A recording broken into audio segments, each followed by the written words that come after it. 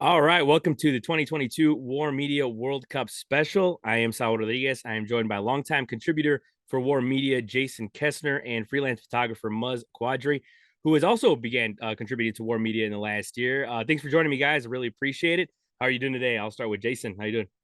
Doing good. Yeah, it's nice. It's a little warmer out. You can actually enjoy life. Oh yeah, exactly. True. How you doing, Muz? I'm doing good. Good to be on, and it'll be cool to discuss the World Cup. It was a nice day, like Jason said. So No, yeah, for sure. I mean, last week it was just dreadful. I mean, like especially over the weekend with like the you know snow and the wind. It's just disgusting. And I was in Chicago too, so for a while. So just that wind is just like lethal. Like I mean, it's just the definition of like why some people want to leave here is just like my god. But going to a warmer climate. I mean, Muzz, you were there, so I kind of wanted to kind of get your thoughts on just Qatar in general, yeah, of like the experience and all that because I saw some of your stuff like for on your Instagram or whatever, but it's pretty badass. Like, what, like, tell us a little bit about that and like your experience. yeah, absolutely, man. So I was in Qatar like the second week of the group stage. I planned it kind of last minute. It was awesome to say the least. I know there's a lot that came out before, during, and after. Various things, right? Whether it was like how the stadiums got built, the workers' conditions, and a lot of the Mhm. kind of like social rights that people have there, or actually don't have, or whatnot. Um, I would say the actual experience of being at the World Cup was one great. First of all, so like it was like we got like I kind of planned a last minute, but it all worked out. Got a flight there. And somehow managed to avoid staying in those. I know people saw like people are staying in these like huts and tents, Oh and they're yeah. not hotels for everybody, and Mhm. it's like a fire festival World Cup edition. No, it wasn't that. I knew people who stayed in like those tents. They said it was okay. Yeah, it wasn't the greatest, but they said it was okay. I managed to snag like a last minute.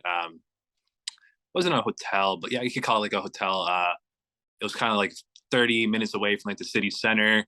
And basically got tickets to 6 different games. I was there for 6 days, went to one game every day. Oh, The wow. whole country was like one's very small, but the whole country was like a soccer like Disneyland. Hmm.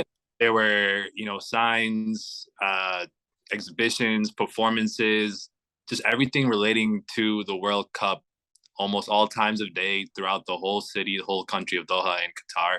Uh, yeah, so it's just like very cool to see that, be in that atmosphere. And like once you get there, it just you really feel it. Like, there's people from all over. It was heavy demographics, so I would say from like the, India, Pakistan, Middle East, as well as South America. And then I would say like the European, I would say fan supporters are probably the least amount that I saw.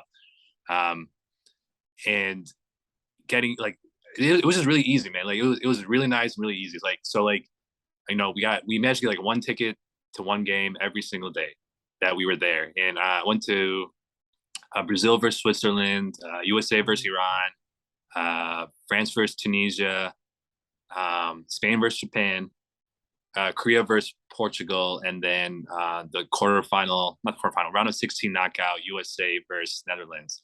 Oh And wow. it was like, yeah, those are long days. But like, during the day, explored, and one of my cousins actually lives there, so I met him up out there, and we kind of explored during the day and saw different things, and then we go to the game at night because each game that we had at least was that night.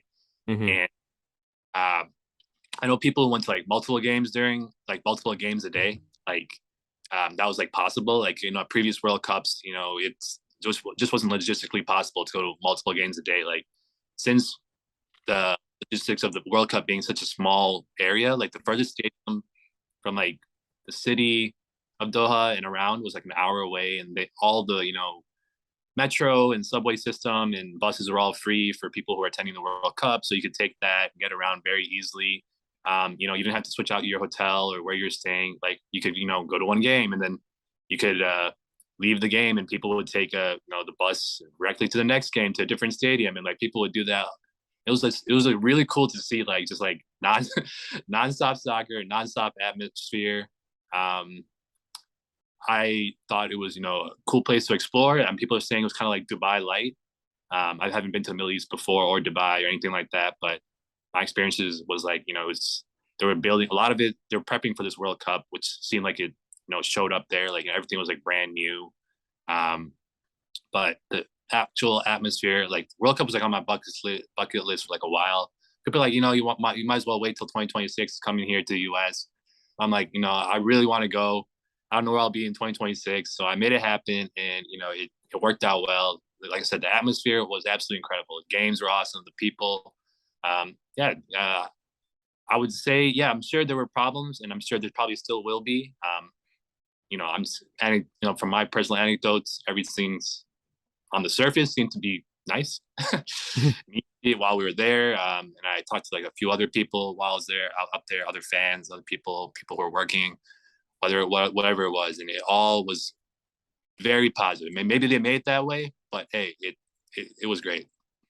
Yeah, and I was gonna say that I feel like every World Cup has those issues in a lot of ways, but that's like, I mean, we could get into that, but I feel like that's a whole nother podcast, right? Like an investigational podcast, right?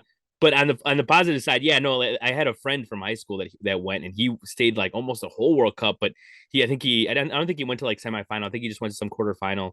But yeah, he would go to like a couple games a day, and yeah, like I don't know how he pulled that together, but he definitely, yeah, it just looked awesome, and it does look like a soccer wonderland, and it's true though. Like it's good that you went to this one, because like the way I see it, like in 2026, it'll be cool, but I think going into a different country and enjoying it is a whole different experience. Like here, we're gonna welcome them here, so it's different, but that is pretty cool though. And I do kind of want to get your guys' kind of your soccer bios, in the sense of like who's your favorite team and who do you support. I know with Muz, I can see the US jersey, but any other like international teams or club teams that you like in particular?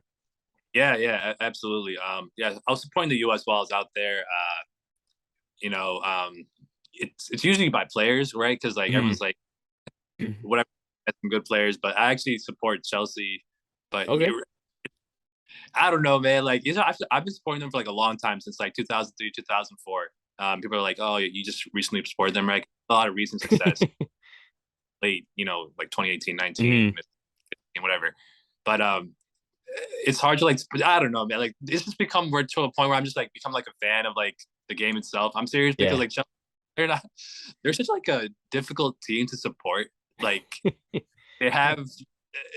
they struggle with like, I feel like identity, and like how they, how they're like, they really struggle with identity, like compared to all these other teams. Like we supported like that Atletico Madrid or or whatever, Man U, they all have like this identity that shelves out there. Chelsea, and after like this long time, I'm like, wow, they're okay, man. No, I get it. Yeah, that does make a lot of sense. I've been watching them forever, but yeah, that's usually my main team. But like these days, like I watch almost like whatever I can. La Liga, Premier League, Serie A, whatever, like on. Try to watch a little bit MLS here and there, because I do shoot for Chicago Fire for like some different blogs. So, what about you, Jason? So I got the There you go, yeah. on, and the local supporters club scarf in the background here. It's not just a random FIFA thing for me, like so many people I'd bump into, or the fact I know a bunch of American Villa fans who were Cleveland Browns fans, because Randy Lerner owned both clubs at one point, which is one hell of a way to like, it's like cursed on both sides. It's like terrible ownership in both regards. Oh yeah. But no, I actually went to high school with Brad Buzan in the South suburbs. His wife was, I think, a year younger than him, 2 years ahead of me. I knew her better, so I won't, say her name and disrupt the privacy, whatever. But I still am Facebook friends with her, so I get to see a professional athlete like behind the scenes, like the travel, the kids' photos, the holidays, and I mean, for however it turned out, like a lot of the Brits who support my team went sour on him. He was on a relegation squad, got sold to Middlesbrough. They got relegated, and then he ended up in Atlanta United. I think in the long run, it's worked out well for everybody, but there is still a little bit of that animosity. Of course, there's the British American bias when it comes. It's still present. in the Premier League. It seems like with Chelsea fan here would probably be able to speak to that as well, with the with the big debates over who should be in the starting 11. Right. But then what, I just got a great group of people, a mix of Americans and British expats here. I'm an active part of the supporters club. I moved to DC for a year in 2018. Talking football was a great way. Again, another World Cup. First World Cup I really got into was 2018. I vaguely paid attention previously. But yeah, it's a great way to meet people. It's a great conversation starter, better than any American sport. Like, go anywhere. I do travel internationally. I have had that luxury. And then right before lockdown, I was able to get to England. And I was originally going for a home and away for Villa, but they went through the cup and ended up, again, through the supporters club. I was able to get tickets for Wembley. So my first match, I'd seen a friendly here at the summer before, because I didn't know if I'd get a chance to go to England at any time. So they played a friendly, Minnesota United, up there next winter. I'm at Wembley. But then it was also crazy because I'm at Wembley, 100,000 people. Looking back on it, lockdown was like less than a month away. And just like trains, planes, automobiles, the whole thing, 100,000 seat stadiums. And it's like, those really got lucky not having a bad circumstance. And in fact, I was at the Monday night match. It was Villa versus Leicester City, was the last full attendance match until last season. I was there. It was a terrible match. Got blown out in the rain. Just awful. But again, great experiences. And that's the other thing, to travel and do football. Like, you did it in Dubai. I'm sure you met a bunch of great people.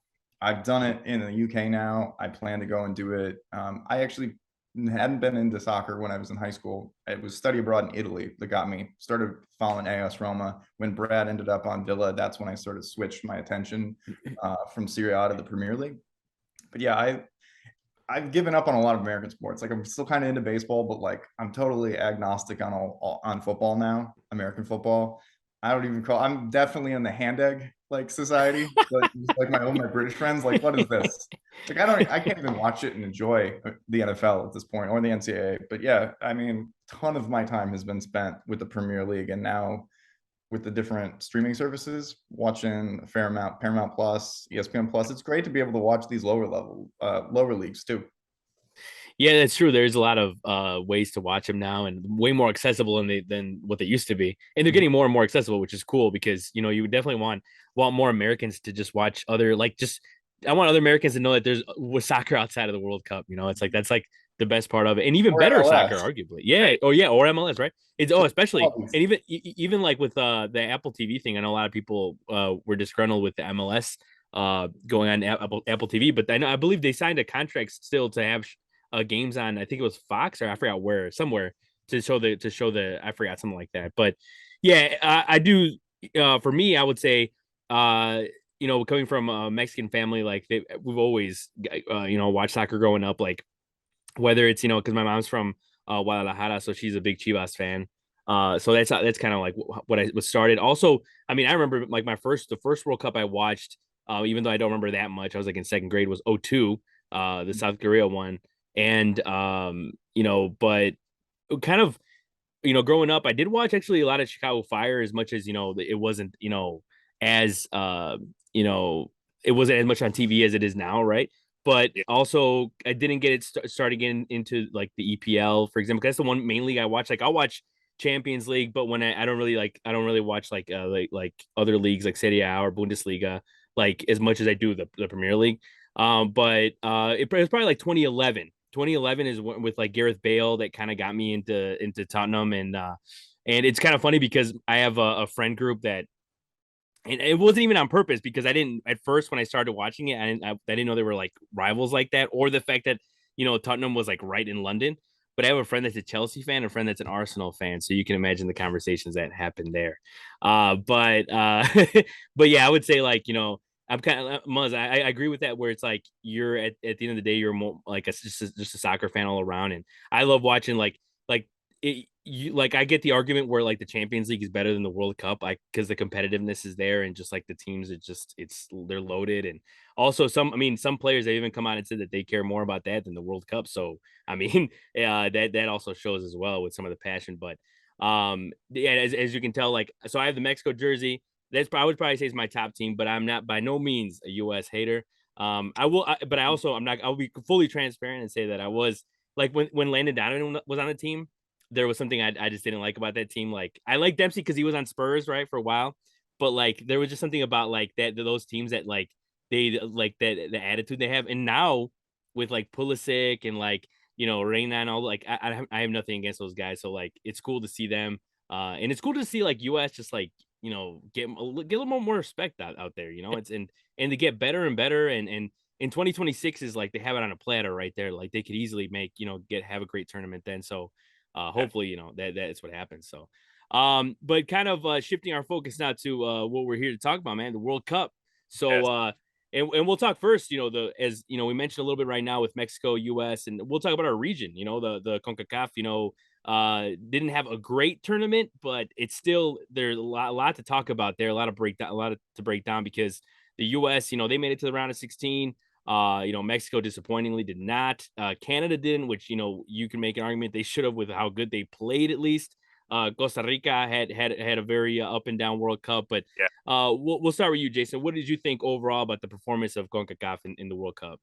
I mean, first off, to keep it with the U.S. men's national team, I thought overall they were pretty, bland, blah, a little disappointing. Like they played fine, they advanced the round of 16, but there were no performances either collectively against who they were up against or individuals that really jumped off the page. I guess with the one exception of Tyler Adams, like I think he impressed me, and to an extent, Dest did as well. But like otherwise, most of the matches, from my perspective, that the USA played were pretty forgettable. What did you think, Muz? Yeah. So like talking about CONCACAF, so the US only recently had all this talent, right? It was like the past years that they've brought in these players who've gained really good experience from being in the top leagues, right? Christian Pulisic, like the poster boy, right? Being at Chelsea, and all these other players, Yunus Musa, Tyler Adams, they're all making moves to any league in Europe because those are more competitive than like a homegrown league like the MLS. And I thought they did well. I'm not really like a tactics formations guy and all that, but my cousin loves discussing it. We talk about it here and there. Yeah, it's like Greg Berhalter, the right manager. Like, did he do the right thing? I'm right. The goal was to get to the round of 16. I don't know if they would gotten past that, to be honest. And I mean, he got to that goal, so that was cool to see. Right, there were a bunch of young, and I would say inexperienced players. Right, I don't think Tony. Yeah, none of them had experience from like because they missed on the last World Cup because they didn't qualify, and before that it was all different players. So they seem like a very promising. Like the game against the Netherlands was that was frustrating to watch just because I know Jason said he liked Dest, but Dest that game was not good. The defense was like switching off. Like you could see these plays happening. Like we were watching like it live. We could see it happening before they're about to shoot or about to score that goal, like Netherlands goals. It was just very difficult to watch. They didn't really have that composure. I think that'll come in time, but they have a good core group, which like I said, is really cool to see, right? Like you have these amazing players or extremely talented players, which wasn't really there before, I think. Like real talented players who, out there, I think it's exciting. And the other two CONCACAF teams, Mexico had a tough group, man. Argentina, Saudi, all those games, Poland. It was crazy, man. Watching it out there, like I didn't see any of those group games, but like there were a bunch of live screens everywhere throughout the country and city. And man, like the Saudi versus Mexico game, that was a wild one. Watching it with people because everyone there was Saudi, and then Saudi they crapped the bed, and it was because they had their big win against Argentina, and everyone's like, oh, they're gonna make it out, and they couldn't make it out. And then Costa Rica, so that was a wild one. We were watching Spain, Japan. We were in the stadium, and right, Spain led the game. They scored first. Japan scored again the second half. They scored again, and like they're showing the live table. And Costa Rica, at one point, right, they were beating Germany. So Spain was about to be knocked out. Germany was about to be knocked out, and Costa Rica and Japan were going to go through. And like the stadium was going wild. Like and fans, everyone's like, "Oh my god!" Like the two heavyweights are about to go out. Yeah, and of course, Germany came back, won, but I think there's just there's promise. It's just disappointing that right that no one really made it further than they could. Right, Mexico, they have. I don't know. I'm not really in tune with Mexico, but I feel like right they could have possibly made out the group. Right, Poland was disappointing. Their round of 16 game, right? They got knocked out. I think it was like whatever it was. They got knocked out. The game that watch. There was just a lot more promise than there could have been for all three of those teams. Yeah, they definitely. It's one of those things where they probably played better than what their record shows, right? Because like Fox kept sharing like the posts, like, oh, like these are the each region's records, and like CONCACAF was last.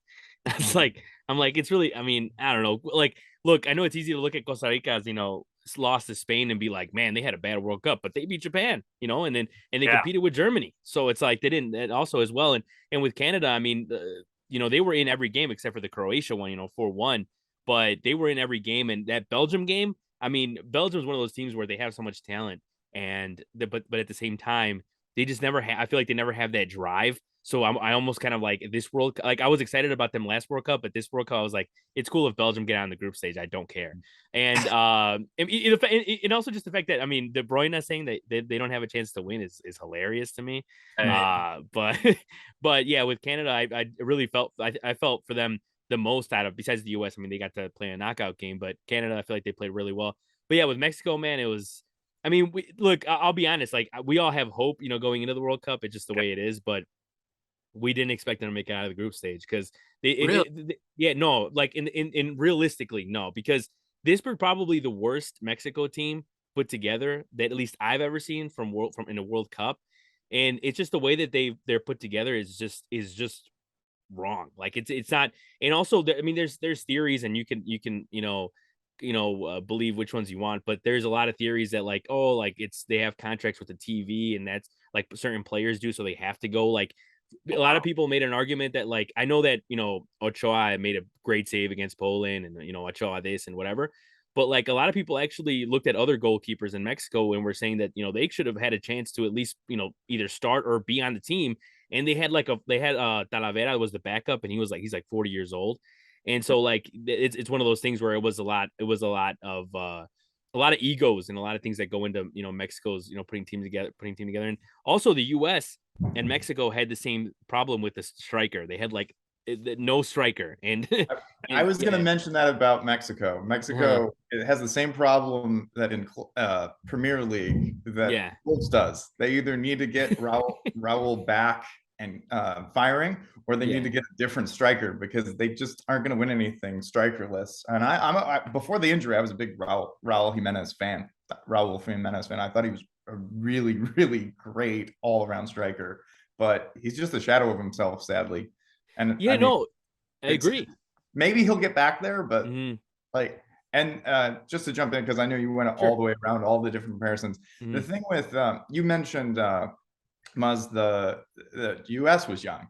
I feel like there's like, yes, nobody's played in the World Cup, but like that Canada team, with a few exceptions, is even younger. And I felt that with that Belgium game, that was one of those ones where it's like, that's one golden generation exiting and another generation asserting itself. And by the time US, Canada, and Mexico share that World Cup, like Canada doesn't have a lot to be sad about. Like I think they'll be on the make by the time they host that World Cup. No, yeah, that's 100% true. Oh yeah, go ahead, Mus. No, I was just saying I'm with you. Almost everybody rates who's their star. Alphonso Davies, probably the best player.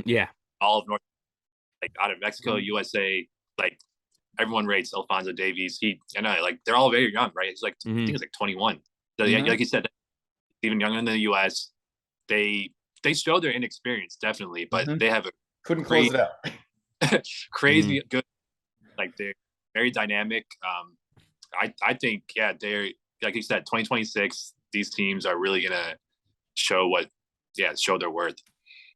Yeah, and see, the thing is, like Mexico easily has like great players out there, and there was a lot of there was injuries that also didn't it didn't work in their favor. And like, but with Raul Jimenez, as you said, Jason, he shouldn't have been there to begin with, like because of his health. Like he just should not have been there. And then just the strikers that they chose is like it was just yeah. I mean, I could go on and on, but yeah, I hope by 2026 they're able to put a good team together because they have the players to make it out of the knockout because they always do, right?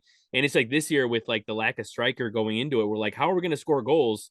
That and they ended up not scoring goals really. It's just up until like the last game, and I was like, here we go, Mexico's going to make it somehow make it through, but Right. Saudi was able to put them away at the end, and rightfully so. I mean, as much as I hated it at the moment, Mexico deserves not to make it through because of just the federation and all that. But on the flip side, maybe the performance on the field wasn't tremendous, but Yeah. from at least what I heard, and you can speak to this having actually gone to Qatar, the Mexico fans traveled so well for as far away as it was, and the amount of noise that they made, like I think that might have been the loudest, the Mexico games. And that's even without great football on the pitch. Yeah. Like Central/South America. So Argentinian fans, Brazilian fans, and Mexico fans were extremely loud. They were all over the place. And then the Northern African teams, obviously Morocco, right? They went crazy. But like I went to like Tunisia, Iran, like those fans, like they showed up. Like a lot of noise from like Mexico, South America, Central South America, and like the African teams. So yeah, that's the coolest thing that about it. I mean, the Argentina-Mexico game, I mean, it was just wild from a crowd perspective and just like the game in general, right? It's like, yeah, that's what I liked about it too, is just the fact that the fans showed up and it's cool, but the fans were definitely Mexico's MVP for sure of the whole tournament. It's just the way it ended up being. Uh but also just in general too, like the group stage, I mean, Muzz, as you were there for most of it, but so you can allude to some of these games or talk about some of these games, but what did you guys think about the group stage? I mean, what did you think about the surprises that happened overall? I mean, we mentioned Saudi Arabia, but we haven't, mentioned Morocco as well. Even as you said, Canada too. I mean, they also surprised in the group stage as much as they didn't make it out or anything like that. But any other teams in particular that kind of stood out to you guys? We'll start with you, Muzz. What stood out to you from the group stage at least? yeah, from the group stage, yeah, the obvious, right? Like there was that big upset that Saudi like beat Argentina, and they had like a very like a high powered offense too. Like they couldn't always finish their chances, but that was just great to see that there were upsets. A lot of the good teams obviously made it out, or the expected teams like besides like I think like Belgium and Germany. It was cool seeing the like so I went to the Japan-Spain game. Japan beat Spain, and Japan made it through. They looked very good up until they got to the round of 16 versus Croatia and they got knocked out. Who else? I went to the Korea versus Portugal game and like Portugal like kind of they half-assed it like for real. Like they were like some bench players and Ronaldo started. They went to the bench and like they weren't playing that hard. Korea scored a goal like I think like the 90th minute, so that secured their that helped to secure their knockout round. But they weren't that exciting in the round of 16. Like they were just okay. I know that game as well. The group stages like they had like I said good matches, and besides like there weren't like I guess too many like upsets. I just think they were all like great matches. There weren't too many straight up draws. I don't know. I wasn't paying attention to like the first group. I think Qatar, the host country, got knocked out. They were the worst team, right? I think statistically, the first team they lost all three of their games. Yeah, but yeah, it was all. Yeah, I would say the group stages was exciting enough. It was to see like these good games. You can see the teams like working on. No team like got thoroughly smashed out. Like okay, like you said, like Costa Rica got smashed by Spain, right? And there was another big like who did England smash? Oh, it was Iran. Right? Yeah, Iran. Smashed Iran, and Iran beats Wales the next game, and then the next would die for USA versus Iran. So all these teams have like that capability. Like you weren't like, oh, this team's completely trash, or this game's gonna be completely boring. So there's all that capability for like these teams. You can see like players and teams getting better and better. So group stages were exciting. The traditional teams, most of them made it out. So I thought it was exciting regardless. All right, we use up the good 40 minutes. So, Jason, you start whenever you're ready, man. All right, cool. So definitely a lot of the same teams that Muz mentioned were, you know, pleasant surprises for me. The South Koreas, the Japans of the world, Tunisia, Morocco, especially Morocco. Throw in one more just to keep it interesting, though.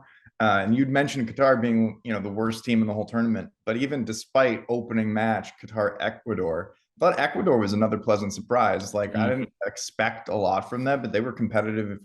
And if I remember correctly, another team that came close and it was into that final day or that final match round for them to maybe get into the round of 16, and they just didn't quite make it. But yeah, those were fun games. No, yeah, for sure. And then like there were just the amount of possibilities with on the last day where I feel like there was so many. So it was cool to see. And like I know that look, I was rooting for Iran against the Wales there, and then they were able to pull that off. That was awesome. But obviously, I know at the last game, I was like, man, I guess I can't really go against the U.S. here. So, but you know what? They put up a fight. It is what it is. They were able to show up and just didn't come up with a win. But other teams that also it was cool to see was Australia have a great group stage. Also, to be honest, also I expected more from Uruguay, which I think a lot of people expect a lot of them. Also Ghana, I feel like going into it, a lot of people picked them to be finished second behind like Portugal. Portugal, a lot of people picked them to finish first in that group, but even regardless, it seemed like they played better without Ronaldo there. But Sounds despite all, familiar. yeah, right. But yeah, that's another one that we could just go on another podcast, honestly, talk about Ronaldo. But yeah, it was cool, and yeah, Ecuador, I didn't expect to see what I saw there. I mean, Enter Valencia, I feel like always shows up in the World Cup, which is cool. But it just didn't. It wasn't able to to come out with a group stage finishing second or whatever. But other than that, some of the flops too as well. I honestly expected at least more of a fight from Wales. That I feel like they just played terribly almost all three games. Even if they with the US game, I still even then I still like I don't think that they deserve that draw either, but it is what it is.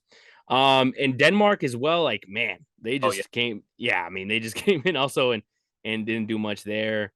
But in Germany, with that being their second straight, not making out of the group, it's not really necessarily surprising, but I'm like, man, they really got to, step it up there. I mean, they have all the talent in the world, but I think it's just, positioning and just coaching as well. But yeah, that's going to be interesting to see what they do in the next one. But, kind of moving on now to the knockout stages. I mean, plenty of games to talk about there, but some of the games I at least I looked at, for some of my favorite were France and England. I mean, that was a game that, England could have easily won that game. I honestly feel like that France and England quarterfinal might have been the best I've ever seen England play. And as being a Tottenham fan, like Harry Kane at least scored one penalty kick, but that second one was, rough there. A lot of things go into that, I'm sure, obviously with, Lloris being the goalie for France and all that. But yeah, just and also the Netherlands Argentina game. I mean that. Whew, I mean, how many red cards should have been given out there is a debate. But it was still cool to see with the last minute goal from Netherlands and all that. But we'll start with you, Jason. What were your thoughts on the group stage game and any game in particular that stand out? The final was the final, so we'll save that for the next segment. But what'd you think? Just because you mentioned it and set it up the way you did in my notes for the England France thing, I feel like that was damning by faint praise for you to say that that's the best you've seen England ever play with the amount of talent that's on that. Yeah, right, yeah. And even when just assembling the notes for the prep for this, I was even going to say in highlighting that match that's one of those things. I don't know if I'm not a Southgate guy personally. Yeah, nah, I just don't see it happening under him. And honestly, Graham Potter, I know things are always very volatile, as you know very well. At Chelsea, like he's long been tipped as like hey, this is a guy who came up in an unorthodox fashion, and some people even pegged him to be more national team oriented or like a better fit than with a club team as manager. It might take a change like that for England to actually follow through on the potential I'll skip over the Netherlands Argentina game because I didn't have anything particularly interesting to say about it. I will highlight one other match from the round of 16 though, and it was the Moroccan shootout upset over Spain. Oh I yeah. happened to be visiting my old neighbors who moved down to New Orleans. The husband is a Spaniard, and so I'm watching that with him in New Orleans, and it was definitely one of those things. It's the second straight World Cup actually that I've watched it with a national. I watched the semifinal with somebody who's a dual citizen American and France. But I mean, the stress was through the roof, even for me, just like vicariously picking that up off of him, and to his benefit, because I think he would have pulled out all of his hair. Like he's like, oh, I gotta go. He had to go. He's a professional musician. He had to go play his viola, so he missed the shootout portion. He just Oh. like he stayed as long as he could through the extra time. And yeah, I was just like, he was just so down about it the rest of the time. Like he's like, I'm done. I'm done with the World Cup. Like, you don't want to watch. I even asked him a couple days later, you want to watch this match? He's like, no, not at all. Totally finished. Bad memories. But so yeah, like I said, that's by coincidence. I've had the benefit of the last two World Cups watching at least one match with a national of the team. First time with a winner, second time with a loser. What did you think, Muzz, about the knockout stage? Yeah, they were great, man. Absolutely, just great. Like I said, went to the USA Netherlands one. The atmosphere was really bad. I think it's because it was a stadium. So that specific stadium, there's like a huge like track that runs around the field. So the fans are away. They're not very close to like the pitch or whatever. So it was kind of hard to hear the atmosphere. The knockout stages, yeah, like it was just sad. Like if Japan like beat Croatia, I think that would have been pretty cool. Like they they had their pretty bad penalties. I don't know if you remember that, where they were just horrible at penalties. They just, Morocco making it through, obviously amazing. Going to like the quarterfinals, Brazil losing to Croatia, that was such a disappointment. Because they just like switched off. Like imagine Argentina, Brazil in the size. That would have been the game of the century. No matter I know Argentina, like, right, because Argentina beat Croatia, whatever, it was like 2-0, 3-0, and it was like a pretty straightforward match. But Brazil just switched off against Croatia, and they just couldn't handle themselves in penalties, and just it was just really sad. Like I really wanted to see Argentina versus Brazil. Like I didn't think, yeah, Croatia is good, and they had this mentality, right? Because they were the finalists last World Cup. They were third place this World Cup. They got pretty far in the Euros, but I don't know. I just feel like they weren't that good, right? They just had the Not mentality. exciting. Yeah. Like they're not sexy. That's how I was telling they're people. Sexy, like, or they're sneaky good. They're not sexy good. Yeah, exactly. Yeah. Okay, good, if that even makes sense. Like very gifted. Like all their players, like Luka Modric, like they're all very technical, and they're relying on like their technical skills to get through, which is like good to see. But yeah, I really wanted Brazil to make it through, and it would have been nice to see Brazil versus Argentina in that semi. Yeah, and I do agree with it. Like I think a little part of me is like it's cool to see a team like Croatia kind of like poke a thorn into like the big teams like England, France. But once it's cool like in the round of 16 and quarterfinal. Once it gets to like the semi, I'm like, well, I feel like I'd rather see Argentina, Brazil. But yeah, the as you kind of alluded to with the penalties, yeah, but I see it also like their penalty kicks were horrendous. A lot of that just happened with Croatia. I mean, in Croatia, they're just I believe they're just really gifted when it comes to penalty kicks. I mean, it just showed. I think after they won that game against Brazil, I think it was like 5 or is it 4 or 5 straight World Cup penalty kick shootouts that they won or something like that. I'm like, that's just they're just made for those type of things. But I will say also other games that stood out to me. I mean, I expected a little more of a fight from Senegal, even though they didn't have Mane there, just because of my low expectations for England, as we were talking about. And but it didn't happen. And also with England winning 3-0, I was like, man, I think they were looking a little better compared to what I thought they would going into the next game. And they obviously showed up against France, but it wasn't enough there. And again, kind of like what I thought with Mexico, rightfully so. They should have lost there just because of the coaching there. And look, a lot of the same talking points that people were talking about with England with Southgate is kind of like with Berhalter too when it comes to like player choice and all that and starting 11. Yeah, it'll be interesting to see if they do consider Graham Potter eventually. If depending on when he leaves Chelsea or whatever. But also with Portugal beating Switzerland 6-1. I was like, damn, if they beat them 6-1, I know Morocco's probably going to lose there. And no, Morocco was able to take down Portugal there. And I really thought they had a chance against France. It just ended up not working out for them in the end. But it was, again, that one was cool to see just because like Ziyech, seeing him at Chelsea and stuff like that before and all that. It was cool to see that type of team in there with some flair. Get far in the tournament.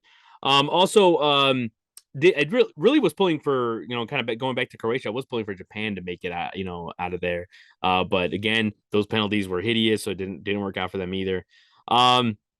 But yeah, kind of now moving on to the game we all want to talk about here, man. France and Argentina, maybe the greatest final ever. I mean, people keep saying that, and I don't know what you guys think. I mean, Muzz, we'll start with you. What do you believe that is the greatest World Cup final ever?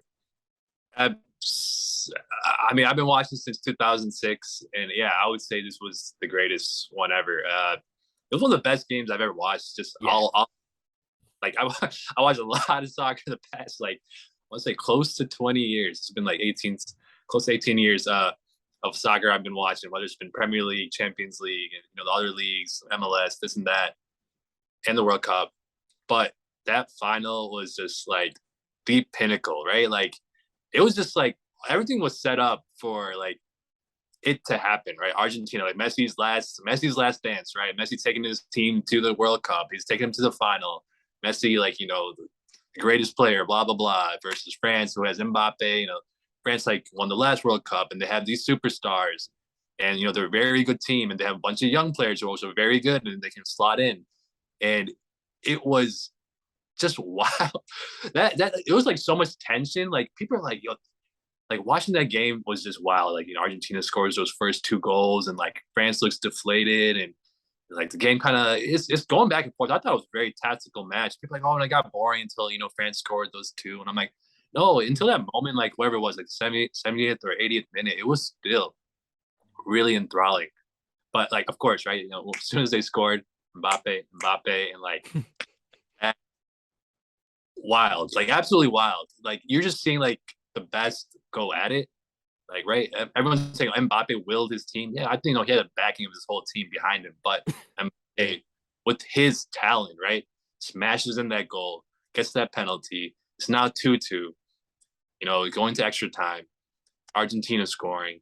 Mbappe scoring another penalty. That Messi goal in extra time was amazing, by the way. Like, yeah. Passing, like everyone's like, oh, it's gonna be offside. Like, and he was onside, and like just the celebrations, like the tension. There was so much. It was just wild to watch. I watched a lot of soccer, like a lot of emotions, but that one, like after it all happened and going through the penalties, and you really felt like I was like, yeah, because I was going back and forth in the group chat and all that. Like, was Argentina was going to be France? I'm like, I think Argentina's got this in the penalties. They did with, of course, their goalkeeper, and like seeing that celebration, seeing up like I am. Right, everyone's like, "Yo, you have to choose one, right? If you're like a Messi versus Cristiano Ronaldo, I love them both, but I do like Messi if I had to choose one." And seeing him lift the World Cup was like amazing, like absolutely amazing. What do you think, Jason? I mean, Muzz is very, convincing and persuasive with how he set that up. I'm generally a little bit averse to go hyperbolic, so when you threw it out there as greatest, I was like, yeah. But I will say this: it is definitely the greatest World Cup final in at least the commercialized FIFA era, in like the televised. So like, at least my memory goes back to '94, at least like for like not just like really fragmented memories of the World Cup, but even a little bit beyond that would be like the commercialized with the television broadcast rights and things like that globally. But I will say this: it set up exactly for this amazing narrative, right? Like again, two best players, one's old, one's young. They play for the same club teams. in the end, with how it played out, with after all of the pearl clutching and everything, with Argentina losing their first match, it ended up adding to the suspense, which was again just one of those things. It's like for France had some opposition, but it was kind of walking through the tournament, whereas like Argentina had been on that razor's edge because of losing their first match. So yeah, from a narrative standpoint, it was amazing. And a lot of times when you get that narrative set up and then you get the onto the pitch, like that's where the letdown comes. Like how many times have people talked about like, oh, well, the semifinals were actually like where the real champions were crowned. This was not that World Cup. Like there was all of the drama that you had coming into the match, continue into match day, and all the way through to a damn shootout in the final. Right. Yeah. And correct me if I'm wrong. That's the first time that the final, at least the World Cup, has been ended in a shootout, isn't it? I don't. Like I don't. I'm not remember. I didn't double check it before coming on here. Just popped in my head now. I was 2000 had the penalties, if you remember. France versus Germany. Yeah, France hit. Wait, what year? 2006. Oh, it was France Italy. Yes, sorry. It was in Germany. Yeah, France Italy, and then Italy beat. I was gonna say that's the one that came to mind, but I don't know. I was like, I forgot. Yeah.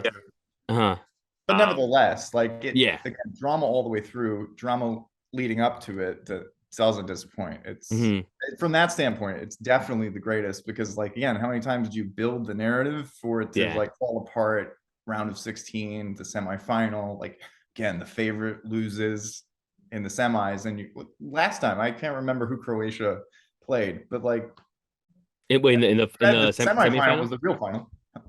Oh, who Croatia played in the semifinal? In the last World Cup, I mean, like a lot of people were down on the final, but that's not the case this time. It's two of, if not the best teams, like the best performing teams combined with the most talent. So yeah, like I said, I'm reluctant to say greatest ever, but definitely greatest ever in like this modern era with like television broadcast and like being able to see game after game after game. And yeah, like Last Dance did the whole thing. That went the distance. And Mbappe, like 8 goals in the tournament, came through with his performance in that game. He's amazing. Even in defeat, it sets up a future narrative for him moving on with France in future cups. So I thought that was pretty awesome. And Jason, real quick, where do you sit when somebody goes Messi or Ronaldo? I am definitely not a Ronaldo guy. Like I am deep in the Schadenfreude with him getting kicked off of Man United when he shows up to Qatar, and then him not playing the whole time and them losing. And like I'm even a guy who like a couple World Cups ago was like pretty sympathetic to Portugal. And also I wasn't like I also don't dislike Bruno Fernandes because he's a little bit too petulant, like in just his body language and some of his things. He's a great player, don't get me wrong, like and fills in a lot of holes. There's a lot of holes to fill, I should say, when he's not on the pitch for Portugal or for Man United. But like they're two really dislikable guys on that team, from my perspective. And again, Messi is just again the model of consistency throughout this time period. Like again, less drama. Like there are things like I've read enough of the like investigative journalism about like what does this agreement with Saudi Arabia mean? Like leaving that aside, just the like what he says to football journalists and how he composes himself on the sidelines or in practice from what we know, and then how he is on the pitch, like 100% Lionel Messi, not Ronaldo, like 100%. Like, and also I'm sympathetic to Argentina too. Like even before Emi Martinez being signed, like I know a bunch of Argentinians for some reason in my life too. So I'm just like, well, I'd like them to be happy. I'm the opposite. I actually, so I like Messi, but I don't care for that Argentina team. They're I'll say that. In my opinion, like the team, especially the especially the Argentinian players. Like you saw the feisty the game got. They're also very petulant too. They're not a likable bunch in any sense of the way. Especially who gave away the penalty. I don't like that player at all. The penalty in the final. Yeah, the defender. I can't think of the name right now. I just the one name that comes to mind all the time when I think of like players I don't like is like Enzo Fernandez. As much as I know he's good, it's just personality wise, I just can't do it. But I will say, being a Mexico fan, super easy not to like Argentina because of this the hurt and pain they've caused me. But yeah, and but yeah, overall, like I can see also just unbiasedly not liking them because of this the way they played it. I mean, look at how they played against or how they were against Netherlands. I'm not saying Netherlands had no blame there or anything like that, but I mean, just the whole. I think it might have been Enzo Fernandez that kicked the ball at the bench, but I could be wrong there. But that I mean that just a whole other thing. But me when it comes to the whole Messi Ronaldo thing, it's kind of like with Jordan LeBron. Like, why can't we just like appreciate both players? If you like one or the other, I understand. But like just pure. So some people that like pure hatred for like Ronaldo or like LeBron without any reasoning. And Jason, I liked your reasoning. I mean, you broke it down, but some people just like, oh, like Messi just this and that. It's like you don't even know why you're hating on Ronaldo. You just don't like him because he's on the pitch the way he is and stuff like that. But I understand definitely, and it was cool to see Messi finally lift that up. But back to the final. I mean, people usually also have the recency bias, right? It's like always it's the greatest ever, right? But it felt for sure it felt the like the greatest at least of this century and the one that we've seen at least. And it just delivered in so many ways. And I didn't the way Argentina played against France, I have never seen somebody play against France like that for the first 75 minutes. I feel like France has always like been there, even if they lost the game, they've always been there, like whether it be the Euro or whatever. And Argentina held them down, man. I mean, the fact that they had to sub out, Giroud and I also heard maybe like, oh, Giroud maybe wasn't 100% going into that because there was like a sickness going around or whatever.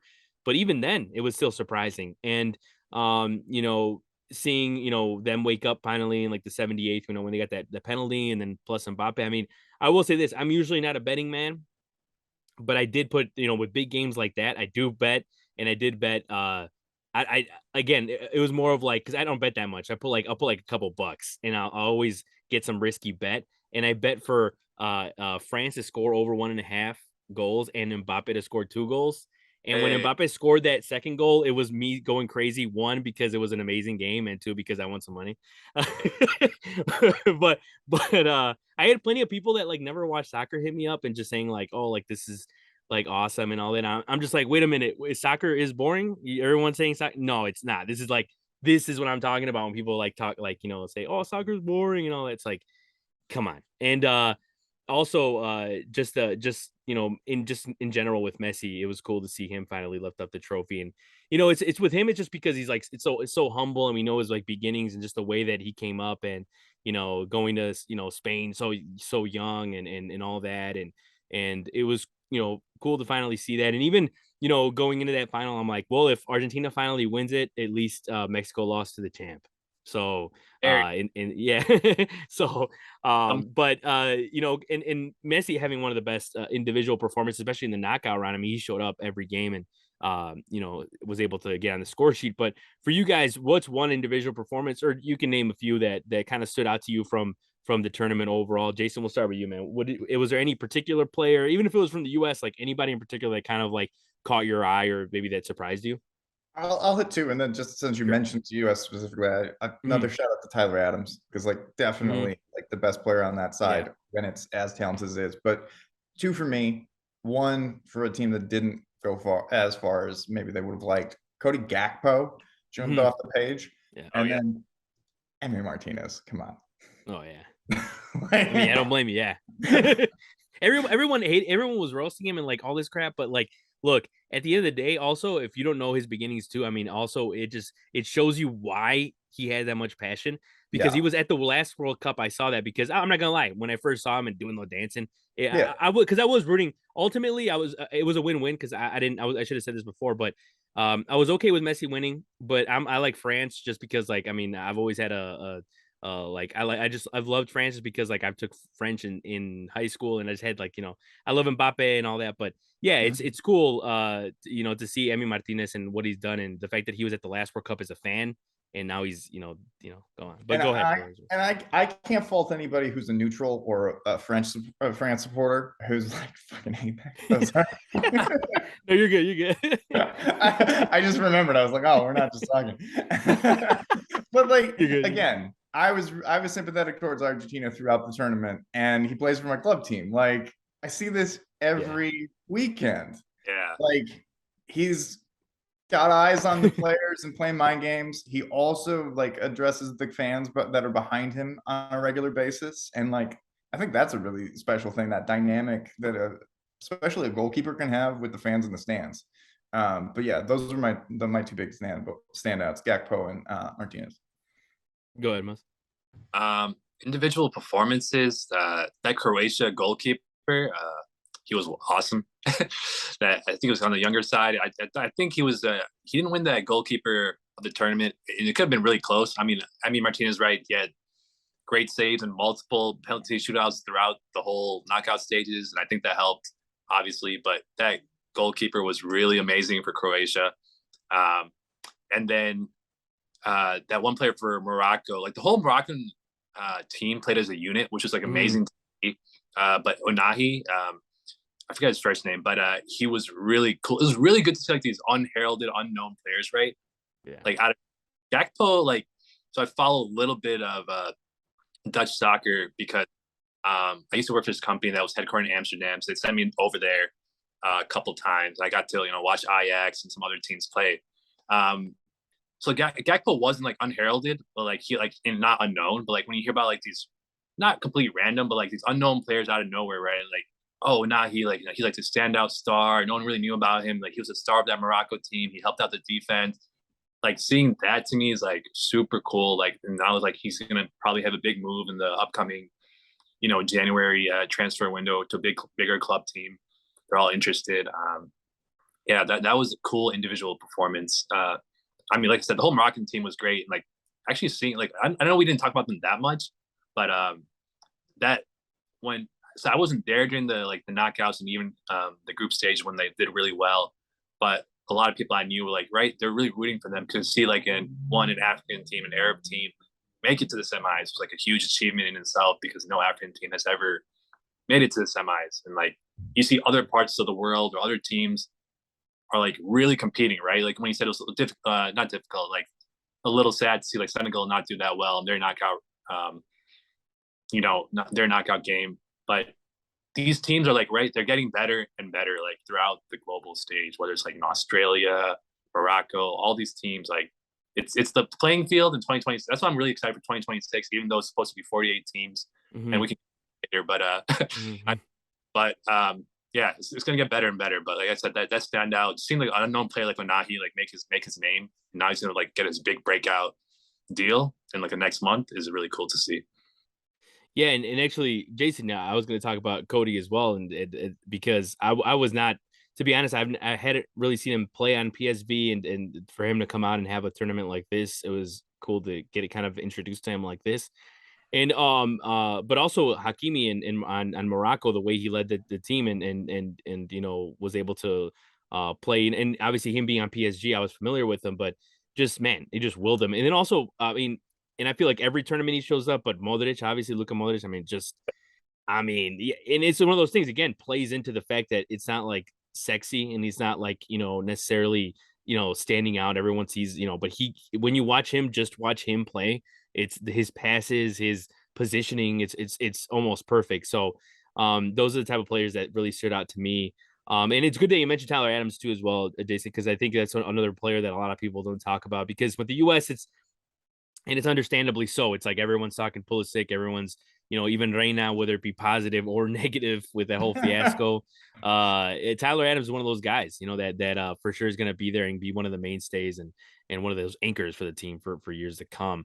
And another thing too, the closing segment I want to get into here is kind of what do you guys think overall for soccer fans all around the world? What kind of storylines are you guys keeping an eye out, whether it be league wise, international wise? I know international wise, for example, the Women's World Cup is this year. Also, with England, for example, I know that's the main league I watch. Can Arsenal win the league this year? Hopefully not. But also, can PSG finally snag a UCL title? So we'll start with you, Muzz. Like, what's one storyline that you want people to keep an eye on this year? One storyline. You already said it, man. The Premier. Yeah. You know, it's just crazy. Like, so the first thing you mentioned when you said like, hey, people were reaching out to you saying like, you know, I watched a soccer game and it was amazing, the final, right? Yeah. And out of that too, where it was like, wow, like they were just like it was everywhere, like more so than I've ever seen it before for any other game. I know the World Cup, obviously, yes, it is the biggest sporting event, but you know, all these the Premier League is on all the time, the UCL is on all of the time. I had never seen such excitement from people who didn't regularly watch soccer or seen soccer before after watching this game. So hopefully that can like channel into MLS or Premier League. But one of those stories definitely has to be Arsenal. My buddy's also, I'm the Chelsea fan. He's like he's not showing it, but like I know he feels it inside. Like seeing Arsenal top of the table and like doing well, like not underperforming, right? Like doing well. And if they win, right? The last time they won the Premier League, it was 2003, 2004 when they went undefeated. The only undefeated in the Premier League, Arsenal in 2003 or 4. And that was the last time they won it. So if they pull it off this year, that would be absolutely wild. You know, that's what Man City, right? Liverpool not off to the greatest start. Man U, Chelsea, right? Newcastle, they're like in 3rd or 4th place. They're like they're doing well, and that's before even like I know this the Saudi team, or not Saudi, the Saudi country bought them, but they haven't had huge transfers in yet. They had a couple, but they're doing really well. So it's a lot of competition, and like if Arsenal pulls it off, that's Premier League is exciting, man. That's the one thing, right? Like I watch a lot of these other leagues, and everyone's like, "Oh, it's not as exciting because they're kind of like a 2-horse race or 1-horse race, and right, PSG always wins, or Juventus always wins, or where Real Madrid and Barcelona always win La Liga, whatever it is." But Premier League always has sort of like the fight to the finish, you know, where that top 4 is always moving around. And Arsenal makes it out. I wouldn't be unhappy to say, let's say that. I'm a Chelsea fan. It would be nice to see them win, for my buddy at least. You know, to see them make it out and win. You go ahead, Jason. So just to wrap up with the World Cup thing too, as a transition, Oh, sure, a lot of the big narratives, because this was the first Winter World Cup, was like what's going to happen both in terms of like those last minute injuries and then also injuries that happened at the World Cup. Not saying these were the only injuries that happened, but the major ones that spring to mind that might actually affect club championships. Sadio Mane went out, so Senegal didn't have that, and like there was at least one game where I was like, they could really use him, and then maybe they would have progressed. But then you talk about who's going to win leagues. I just watched Man City play today, and I mean they're I think 6 points off, and Arsenal's going to be really hard pressed without Jesus to actually hold off Man City, I think. And looked over the major leagues, like the races that are really in play are Premier League and La Liga, like from that standpoint. I also look top to bottom the Premier League. We talk about what's exciting, what's not.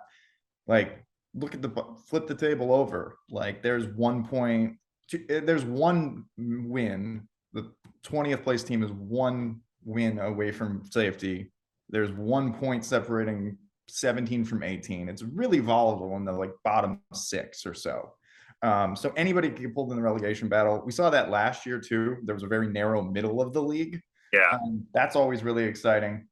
I don't know. Did you want me to? So do you want me to address like Champions League, Europa, or anything, or we'll do that? Just in general, anything is yeah, fine. I mean, like I said, the La Liga's got an exciting race this year, but then I think reviewing the round of 16 for Champions League, you've got PSG matched up against Bayern right now, and from what I watched in the previous round, like I really feel like whoever wins that, I know I could sound really dumb at the end of the contest saying that I think the favorite to win is whoever survives Bayern Munich versus PSG.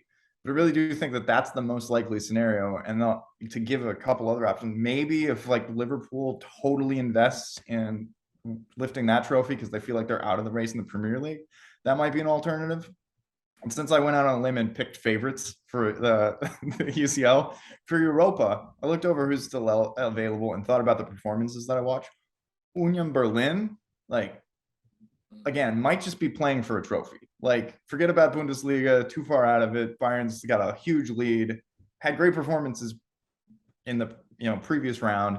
Just go all in on winning and lift a trophy and it'd be really historic. And again, they played really well in the previous round, and it would be, again, talking about a narrative, like to have a team like that. I mean, it wouldn't necessarily be Leicester City level of like, holy cow, where they come from, but like that's a team they were for many years were the second best Berlin side for decades, and for them to get a Europa Championship, if they could, would be really special.